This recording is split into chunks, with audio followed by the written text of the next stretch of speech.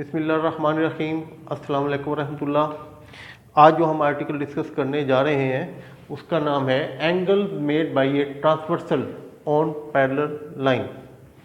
पहले डिस्कस करते हैं कि पैरेलल लाइन कौन सी होती है। मतलब ये मैंने दो मार्कर पकड़े हुए हैं, ये फ़र्ज कर लें दो पैरेलल लाइन है और इन्हें जितना मर्जी मैं इस तरफ से बढ़ा दूँ, जितना मर्जी इस तरफ से बढ़ा दूँ, अगर ये एक दूसरे को टच ना करें, कट ना करें, तो हम कहेंगे ये पैरेलल लाइन है। अच्छा, इसके अलावा एक और कन्फ्यूजन है कि ये मैं एक लाइन इस तरह रख लेता हूँ, एक लाइन इस तरह रख लेता हूँ, ये भी मैं बढ़ाऊँ दोनों तरफ और इस तरफ भी, ये भी एक दूसरे को काटेंगे नहीं। लेकिन एक कंडीशन है कि ये दोनों line, both line should be coplanar, ये एक प्लेन पे पड़ी होनी चाहिए। ये प्लेन के अलावा होंगी, ये 2 डायमेंशनल 3 डायमेंशनल शक्ल में आएंगी तो फिर ये काटेंगे नहीं। लेकिन ये पैरेलल नहीं है, ये कोप्लेनर है। उसके बाद इसको बढ़ाएं, यहाँ पे ये दो लाइनें लगाई हुई मैंने, एक का नाम मैं एल रख लेता हूँ लाइन का नाम, एक का नाम एम रख लेता हूँ। तो ये दो पैरेलल लाइन है। एक लाइन जो इनको काटती है उसे ट्रांसवर्सल और उर्दू में खत काते बोलते हैं। ये जो रेड लाइन है इनको काट रही है। अच्छा, ये बड़ा इंटरेस्टिंग आर्टिकल है और मेरी कोशिश है कि 100% एंगल के मतलब जो यहाँ पे इंफॉर्मेशन है मैं आपको दूँ। ये मुख्तलिफ किताबों का मुताला करते हैं तो ये बैक वक़्त जो हमारी हाई स्कूल तक की जो बुक्स हैं उसमें इन तमाम एंगल का जिक्र नहीं होता। किसी का जिक्र किसी किताबों में, बाद मैं एंगल का यहाँ पे डिस्कशन करूँगा, वो हमारी किताबों में अप टू मैटर तक कहीं जिक्र नहीं है। लेकिन कॉलेज लाइफ में जाएंगे उनकी यूटिलिटी आती है, फिर हम सर्च करते हैं मुख्तलिफ जगह पे, उसका नाम तलाश करते हैं, तो इंशाल्लाह इसका बहुत फ़ायदा होगा।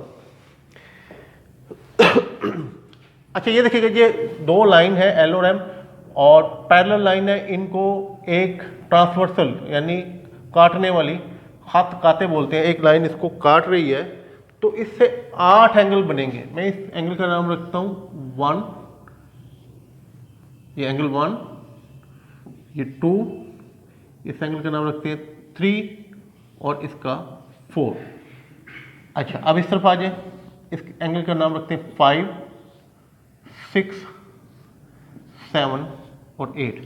8 एंगल मैंने दिखाया और इनके मुख्तलिफ किस्म की, इनकी पोजीशन की वजह से इनके डिफरेंट नेम्स हैं। तो नेम डिस्कस करते हैं। इससे पहले मैं ये मैंने 8 इनके मुख्तलिफ नाम लिखे हुए हैं, 4 इधर लिखे हुए हैं, 4 इस तरफ लिखे हुए हैं। तो यहाँ से स्टार्ट करते हैं, बिस्मिल्लाह करते हैं। पहले जी ये इसका पॉइंट नंबर 2 है एक्सटीरियर एंगल। ये डिस्कस करूँगा बैरूनी, इसको बैरूनी बोलेंगे या खारजा दाविया या बैरूनी दाविया बोलेंगे, बैरूनी दाविया। अच्छा, ये आपका एंगल 1, एंगल 7, एंगल 2 सॉरी, और एंगल 7 और 8, ये दो पैरेलल लाइन है, इसकी बाहर की सिमत में है, ये बाहर की, इन्हें हम एक्सटीरियर एंगल बोलेंगे। एंगल 1, एंगल 2, एंगल 7 और एंगल 8, ये हमारे पास एक्सटीरियर एंगल है, बैरूनी दाविया। अब अंदरूनी दावियों की तरफ आते हैं जो इन लाइन के अंदर है। 3, 4, 5, 6, ये इंटीरियर एंगल, अंदरूनी या दाखला दाविया या अंदरूनी दाविया, इनके दोनों नाम है उर्दू में। तो इसका नंबर लिखेंगे हम एंगल 3, एंगल 4, एंगल 5 और एंगल 6। ये जो चारों एंगल हैं इनको हम इंटीरियर एंगल बोलेंगे, अंदरूनी दाविया। अब जी जो मैंने नंबर पॉइंट 1 पे लिखा हुआ है करस्पॉन्डिंग एंगल, इसे मुतनाज़रा दाविया बोलते हैं, मुताबिक दाविया भी बोलते हैं। तो ये देखिएगा करस्पॉन्डिंग एंगल या मुतनाज़रा दाविया, एक अगर हम अंदरूनी दाविया लेते हैं तो उसी साइड का, राइट साइड का लिया तो उसी साइड का बैरूनी दाविया लें, ये दोनों दाविये एक दूसरे के मुतनाज़रा या करस्पॉन्डिंग एंगल है। एंगल 1 और एंगल 5 एक दूसरे के अल्टरनेट एंगल है। अच्छा, अब ये लाइन पैरेलल है, ये नॉन पैरेलल भी हो सकती है। उस वक्त भी इन दावे का नाम जो है वो करस्पॉन्डिंग एंगल होगा, अंदरूनी बैरूनी जो दावे बताए वही नाम होंगे। लेकिन मैं इस वक्त स्पेशल केस डिस्कस कर रहा हूँ और उसमें ये लाइन पैरेलल है। तो अगर ये दोनों लाइन पैरेलल हैं तो इसके जो है अल्टरनेट एंगल, सॉरी ये करस्पॉन्डिंग एंगल जो है वो आपस में बराबर होंगे। जब हम इक्वल की अलामत डालेंगे तो मेजर एंगल 1 और मेजर एंगल 5, ये मेजर की अलामत जरूर लिखेंगे। इसके बाद अच्छा, ये मुतनाज़ा सी बात है, हमारे कंट्री में पाकिस्तान में ये एम हम लाजमी ही लिखते हैं, और दूसरे कई जो ममालिक है जैसे कि अमेरिका या इंग्लैंड है, उनकी बुक्स में आमतौर पर नहीं लिखा जाता। हमारे यहाँ जब बोर्ड की चेकिंग होती है, जब इक्वल का निशान है तो मेजरमेंट मैथमेटिक्स में लाजमी लिखना होता है। अच्छा, फिजिक्स में ऑप्शन मौजूद है कि ये एम ना लिखें, लेकिन मैथमेटिक्स में आप लिखेंगे। अच्छा जी, एक एंगल जो एंगल करस्पॉन्डिंग एंगल 1 और 5 के बराबर होगा, करस्पॉन्डिंग एंगल ये 2 का 6 होगा, एंगल 2 और एंगल 6 ये करस्पॉन्डिंग एंगल है, एक अंदरूनी है और एक बैरूनी।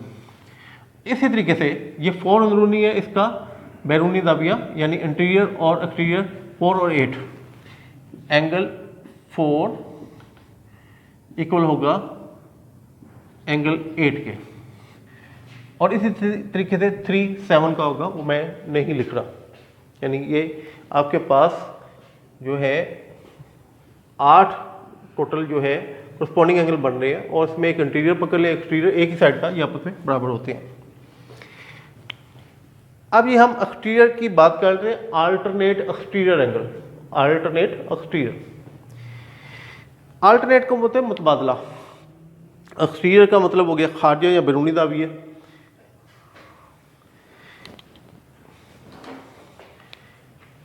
ये 8 एक्सटीरियर एंगल है, एक्सटीरियर एंगल की बात हो रही है, तो ये 1 जो है ये भी एक्सटीरियर एंगल है, और ये 2 7 ये एक्सटीरियर एंगल है। अल्टरनेट का मतलब है एक आपने अगर राइट साइड से लेना है, दूसरा लेफ्ट साइड से लेना, यानी एंगल 2 का अल्टरनेट है एंगल 8, और अगर ये दोनों लाइनें पैरेलल है, ये लाइन पैरेलल तो है ही, तो ये अल्टरनेट जो है एक्सटीरियर एंगल ये भी आपस में बराबर होंगे। तो मैं 2 का 8 मैंने लिख दिया, 2 8 के बराबर होगा, और इस तरफ 7 जो है 1 के बराबर होगा। एंगल 7 और एंगल 1 ये दोनों एक्सटीरियर एंगल हैं, अल्टरनेट एक्सटीरियर एंगल है, ये दो आपस में बराबर होंगे। अब अल्टरनेट एक्सटीरियर को डिस्कस किया, इसके बाद हम अल्टरनेट इंटीरियर को डिस्कस करते हैं। अल्टरनेट इंटीरियर एंगल मुतबादला दावी है और अंदरूनी दावी है। मुतबादला हमने जो एंगल है सारे अंदरूनी लेने हैं, इंटीरियर तो इंटीरियर हमारे पास 3 4 6 और 5 है, तो ये 5 का इंटीरियर जो है अपना अल्टरनेट इंटीरियर 3 होगा और 4 का 6 होगा। 3 एंगल का 5 अल्टरनेट इंटीरियर है और 6 का एंगल 4 है। तो क्योंकि ये दोनों लाइनें पैरेलल हैं तो आप एक थ्योरम याद रखें यहाँ पे भी कि alternate interior angle of parallel line जो होते हैं वो आपस में बराबर होते हैं, इक्वल होते हैं। मेजरमेंट यानी एंगल 3 5 के बराबर होगा और 4 6 के बराबर या इक्वल होगा। अब वर्टिकल एंगल का ये पैरेलल लाइन से डायरेक्ट ताल्लुक नहीं है। वर्टिकल एंगल आपको बता देते हैं और इसको अपोजिट वर्टिकल एंगल भी बोला जाता है। उर्दू में रासी दाविया बोलते हैं, रासी दाविया और वर्टिकल एंगल, और बाद जगह पे अपोजिट वर्टिकल एंगल लिखा जाता है, सेम थिंग। अच्छा देखिएगा, मैं दावी का नंबर लिखता हूँ यहाँ पे 1, यहाँ पे 2 3 और 4, ये 4 एंगल ये दो लाइनें एक दूसरे को इंटरसेक्ट करती हैं, काटती हैं, तो ये जो दो पेयर बनते हैं वर्टिकल एंगल के, ये 2 का वर्टिकल 4 है, तो एंगल 2 और एंगल 4 एक दूसरे का वर्टिकल है, और एंगल 3 और एंगल 1 मेजर एंगल 3 और 1, तो याद रखिएगा ये वर्टिकल एंगल आपस में बराबर होते हैं। तो इनका ताल्लुक जो है दो लाइन इंटरसेक्टिंग लाइन के साथ है वर्टिकल एंगल का, लेकिन यहाँ पे इंटरसेक्शन हो तो रही है, यहाँ पे भी हो रही है, यहाँ पे भी हो रही है, तो यहाँ पे वर्टिकल एंगल जो बन रहे हैं ये 1 का 3 है, मेजर एंगल 1 और मेजर एंगल 3 ये बराबर होंगे। 2 का 4 है, मेजर एंगल 2 और मेजर एंगल 4 ये आपस में बराबर होंगे।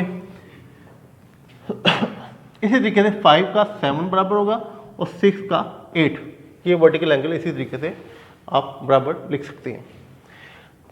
अब ये मोस्ट इम्पॉर्टेंट जो है वो पॉइंट्स दो आने वाले हैं, को एक्सटीरियर एंगल और को इंटीरियर एंगल।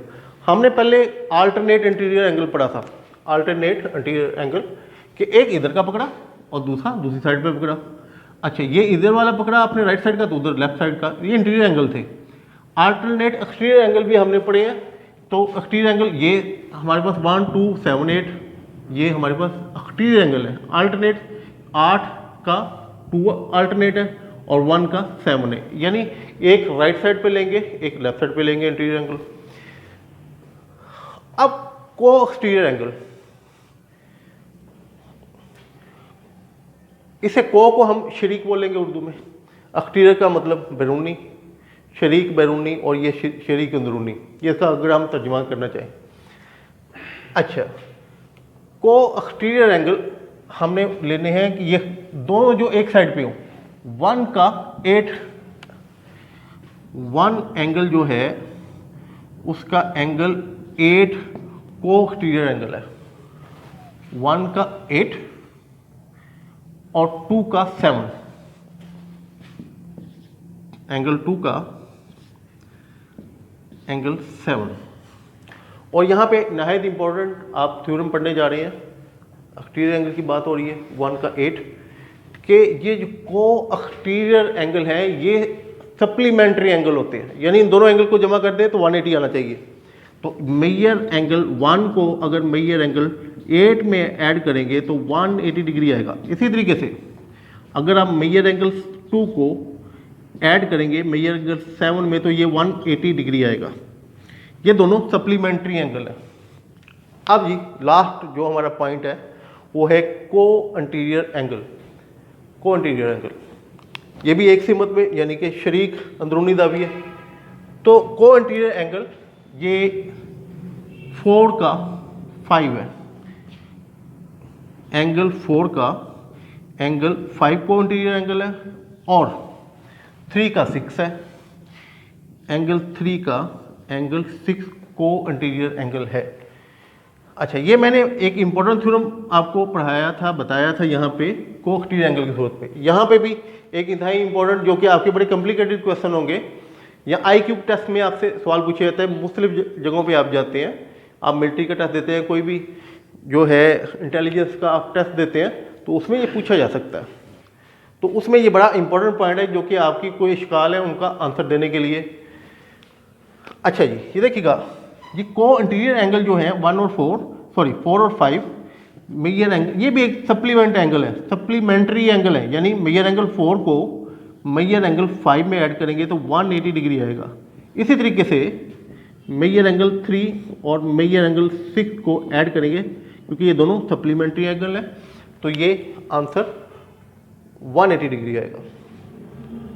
लेकिन ये बेसिक इंफॉर्मेशन थी। 2 लाइन पैरेलल लाइन है, उनको एक लाइन जिसे ट्रांसवर्सल बोलते हैं, वो उसको 2 पॉइंट पे काट दिया तो 4 एंगल बनते हैं। उन चारों एंगल की वजह से और 4 बल्कि 8 एंगल बनते हैं, 4 इधर बनते हैं 4 इधर बनते हैं, 8 एंगल बनते हैं। ये 8 मुख्तलिफ तरीके से एंगल के नाम लिखे जाते हैं, वो हमने डिस्कस किया। और इंशाल्लाह अगर इसको अपने देह नशीन कर लेंगे, अपने दिल में बिठा लेंगे तो आगे अगली पढ़ाई में और बहुत सारे कंपटीशन के मुकाबलों में ये बातें सारी यकजा एक जगह पे इकट्ठी हुई आपके बहुत काम आएंगी। तो इंशाल्लाह किसी और लेक्चर में दोबारा मुलाकात होगी, तब तक के लिए अल्लाह हाफिज़।